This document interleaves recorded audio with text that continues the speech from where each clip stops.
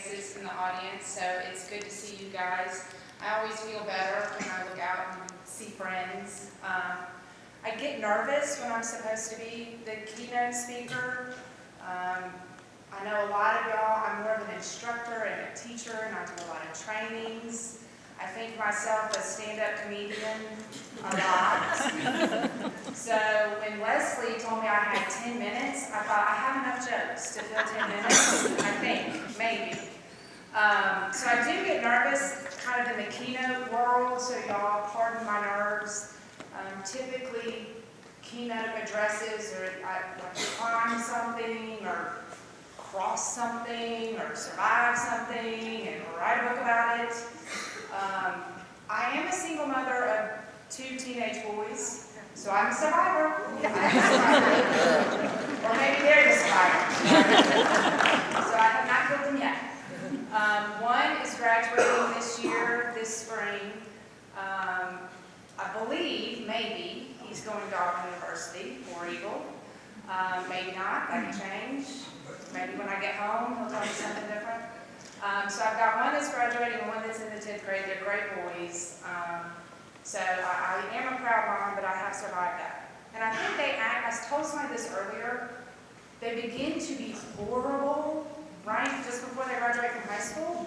Is that because then you do not mind when they leave? I mean, is that right? So you guys that have had them when they're like, Shannon, are you going to miss him? No. No? You can go. You can go today. Yeah, I'm not missing. So all of that being said, when I thought about what I wanted to talk to you guys today, and officially y'all are my second keynote speech.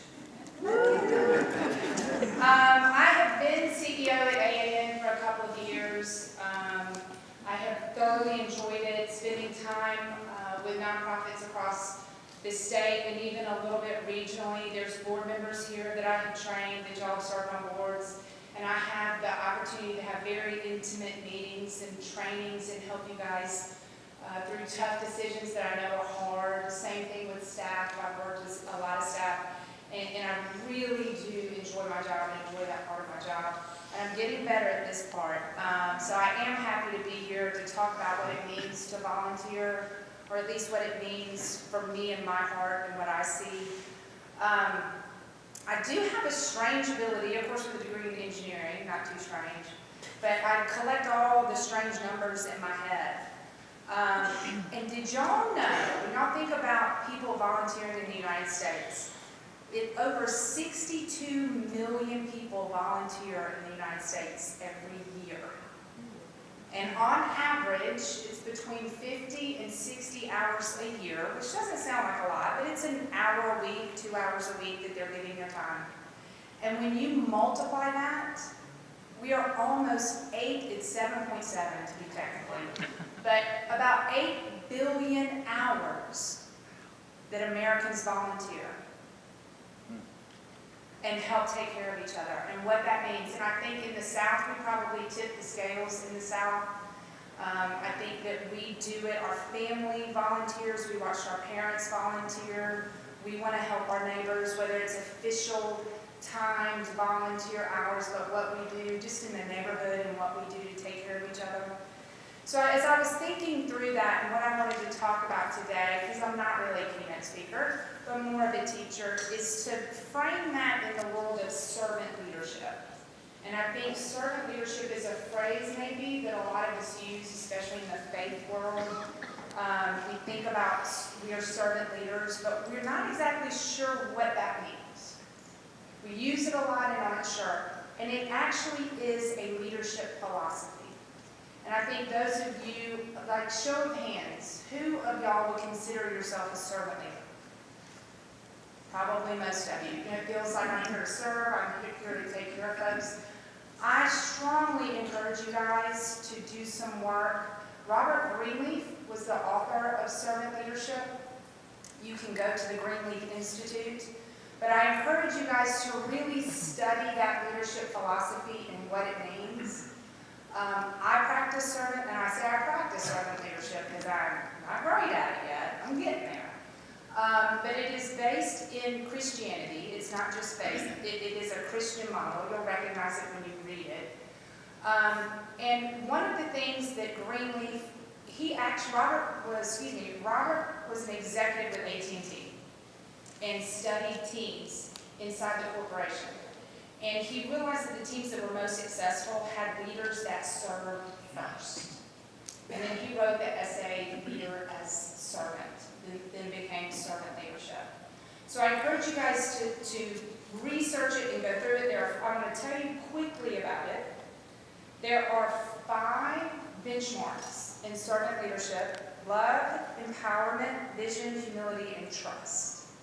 And most of those make very clear sense in that faith world. The one that really meant something to me is Robert Greenleaf's definition of trust is the ability to listen to another person and be changed by what you hear. Now, I had to eat a lot of ice cream and maybe a couple glasses of wine to figure that one out.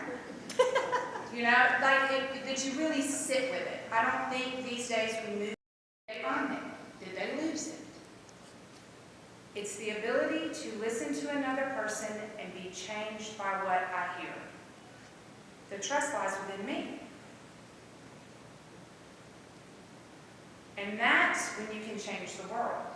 It doesn't mean that my opinion always changes, but I believe in me and myself enough to sit and listen to another person and be changed by what I hear. And it freed up like 4 or 5 hours a day. And I really try not even to use it's such a big word. I don't trust him anymore. She lost my trust. I try not to even, she disappointed me. Doesn't mean I don't trust her. I trust me to be with her. She has shown me who she is, and I believe her. That's it. So when you can get there, I really, really do, without turning it into a big lecture on servant leadership, because I thought this is the group of people, y'all will get it. You serve every day. You work every day. You give of yourself every day. And y'all will get it. And I really want you to study it and take that to heart. Because if you think about it, guys, almost 8 billion hours. We don't need to give more time away.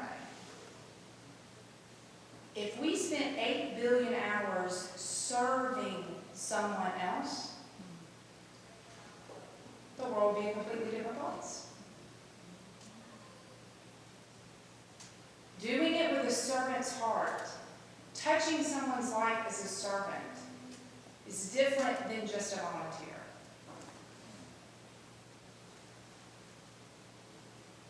And that is when I practice servant leadership, it is ego-less. It's not about you. It is about the people who are following. Of course, if you turn around and nobody's back there, that just means it's nutso, right?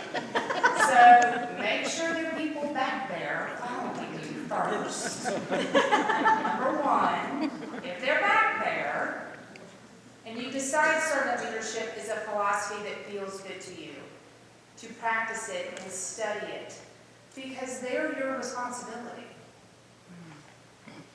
If you change with the wind every day, if it doesn't make sense to them, if they don't understand you, you're not going to hurt yourself. You're going to hurt the people who are behind you. So find a leadership philosophy that you believe in and that is a good fit, and study it, and keep up the good work. Our sector, the nonprofit sector, changes lives. So don't give up. Don't stop fighting the fight. Keep doing what you do. I am proud of you. Your families are proud of you. Your community is proud of you. We don't take enough time to celebrate the things that you guys do. We get on the hamster wheel of life and just spin as fast as we can. So I am thrilled to be here. I'm thrilled to be with y'all and see who wins the awards and take great pictures. Maybe I peeked, maybe I didn't. It's in my ear. But thank you for having me. I hope to be back in Montgomery. I'm actually, get this, total side note, spend a lot of time in Montgomery with the legislature because I'm a registered lobbyist. I lobby on behalf of nonprofits in Alabama. And when I told my mom I was a registered lobbyist, she said, "Don't worry, I won't tell the neighbors." What does that mean? So, I'm in Montgomery a great deal. You guys can always find me. You can find me on the internet. You can find me on the website. Joanne and all the ladies know where to get me. If I can help, if I can help with your nonprofit, if you're struggling with something and not sure what to do, I'm here for you. But I congratulate you guys on a wonderful year, and to all the winners and all the nominees, congratulations.